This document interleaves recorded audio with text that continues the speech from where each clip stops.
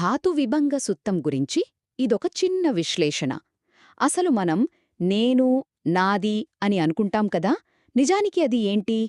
ఈ సుత్తం మన అనుభవాన్ని దాని మూలాల్లోకి వెళ్ళి విడదీసి చూపిస్తుంది. ముందుగా బుద్ధుడు చెప్పేదేంటంటే, నేను అనేది ఒక స్థిరమైన వస్తువు కాదు, అదొక నిరంతర ప్రక్రియ. ఆలోచించండి, మనకు 6 ఇంద్రియాలున్నాయి కదా, కన్ను, చెవి, ముక్కు, నాలుక, శరీరం ఇంకా మనస్సు.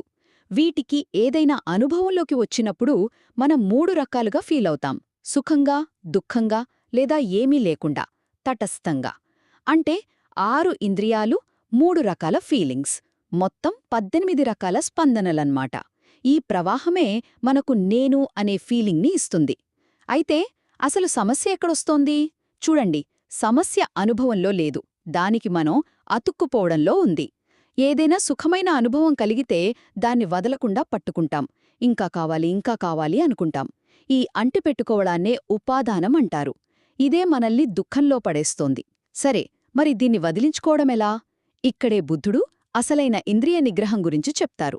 అంటే ఇంద్రియాలను ఆపేయడం కాదు. సుఖమైనా దుఃఖమైనా ఏ భావన కలిగినా దాన్ని కేవలం గమనించాలి, అంతే.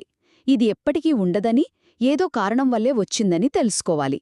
అలా గమనించి దాన్ని వదిలేసి ప్రశాంతమైన ఉపేక్షా స్థితికి రావాలి.